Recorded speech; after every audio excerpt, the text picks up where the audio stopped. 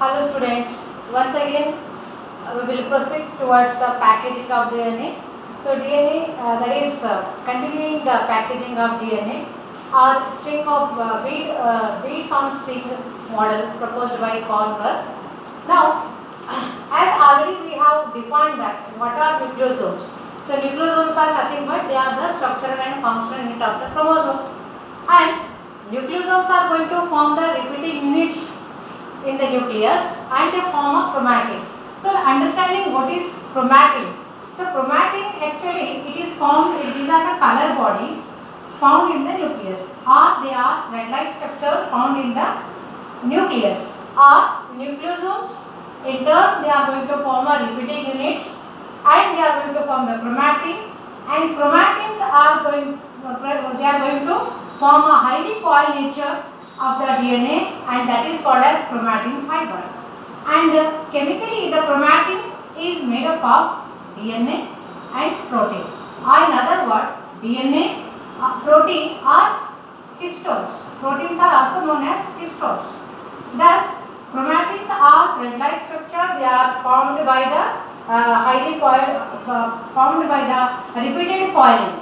And we are also seen in the previous lecture that the packaging of DNA, it is a highly coiled nature, and for the coiling, for the packaging, it requires number of proteins or number of histones, and we are already seen that there are 4 kinds of histones which are involved in the packaging of the DNA, that is H2A, H2B, H3, H4. So likewise 4 different kinds of histones, they are going to form the packaging of the DNA. In addition to that, additional packaging is also done. That is, here the packaging of DNA at a higher level.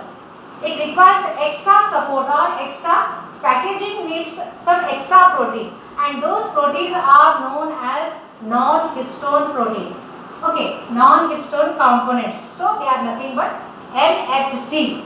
That means in addition to H2A, H2B, H3, H4, all 4 different kinds of histones, they are going to pack the DNA and they are going to form the nucleosome, and the nucleosomes in turn they are covered by the double helical DNA, which is wrapped by DNA, and thus it is highly coiled, highly packed into the nucleus.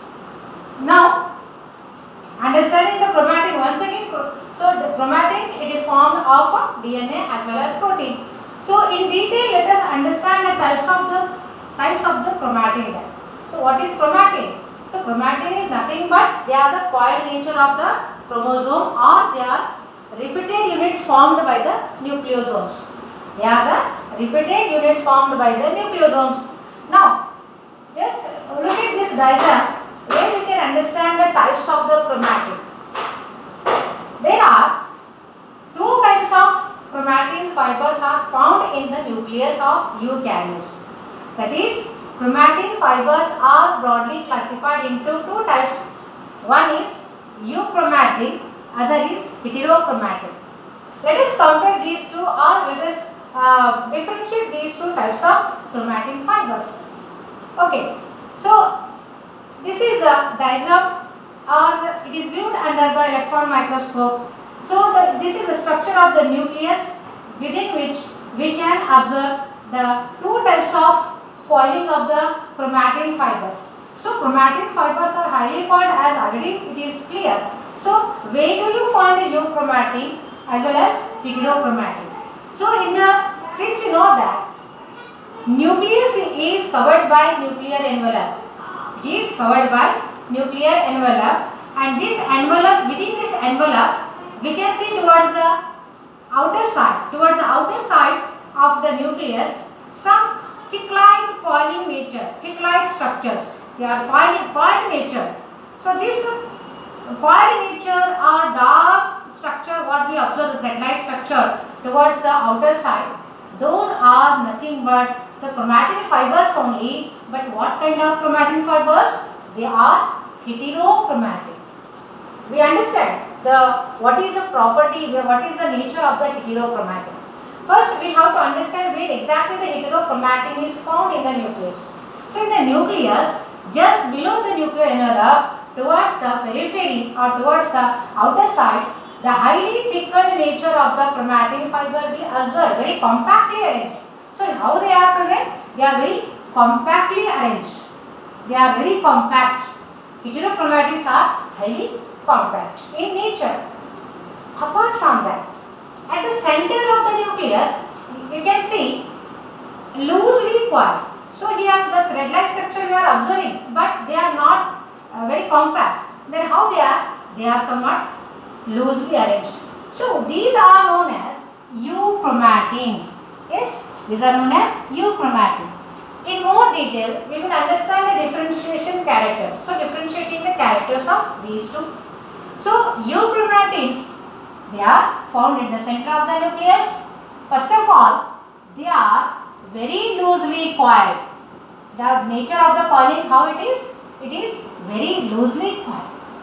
Apart from that, they are containing less amount of DNA. They contain less amount of DNA. And here, and they are genetically or transcriptionally. Transcriptionally means what? Transcription means they are actively, see, euchromatin is very actively involved in the synthesis of messenger RNA. From the messenger RNA, protein is synthesized. Means they are undergoing genetically very active, undergoing replication, protein synthesis, or genetically they become very active. So we call it as transcriptionally very active. Euchromatins are transcriptionally very active and they are loosely coiled. The DNA is very less. And this euchromatin takes very less stain. They take very small amount of stain. Okay. Now, heterochromatin, what is the nature of the heterochromatin then? Already as I said, heterochromatins are found towards the periphery of the nucleus below the envelope, nuclear envelope. They are very darkly or highly coiled in nature. So they are compactly arranged in the sense what? They are tightly held. They are tightly held with, they are compactly arranged. Then they contain more amount of DNA. They contain more amount of DNA and genetically or transcriptionally they are less active. See, they are genetically or transcriptionally they are less active. The characters of euchromatin are quite opposite to that of euchromatin. So, in euchromatin, we observe loosely coiled nature of the chromatin fiber at the center of the nucleus and they contain less amount of DNA, they take less amount of stain and transcriptionally this is very active. I means they are going to take part in the process of transcription and protein synthesis. Whereas heterochromatin, they are tightly coiled in nature, they are highly coiled and they contain more amount of DNA and they take less, they are more stainable. They are more stainable bodies or more stainable structures and genetically they are less active.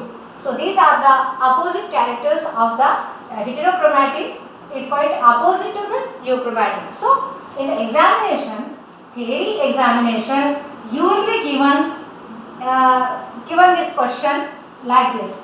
Compare or differentiate between euchromatin and heterochromatin. For 2 marks question it will be asked in the examination. So it is very important aspect of the topic. I mean packaging of the DNA. So under packaging of DNA, this question will be very important. So we have to understand what is chromatin. Usually the chromatin is rich in DNA as well as histones.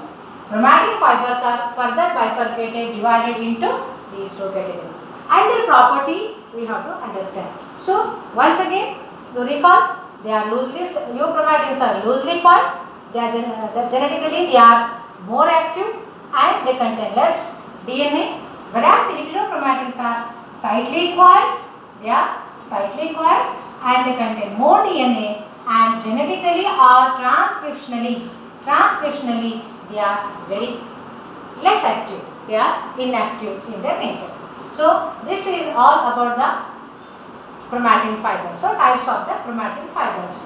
So with this we stop packaging of DNA. Thank you.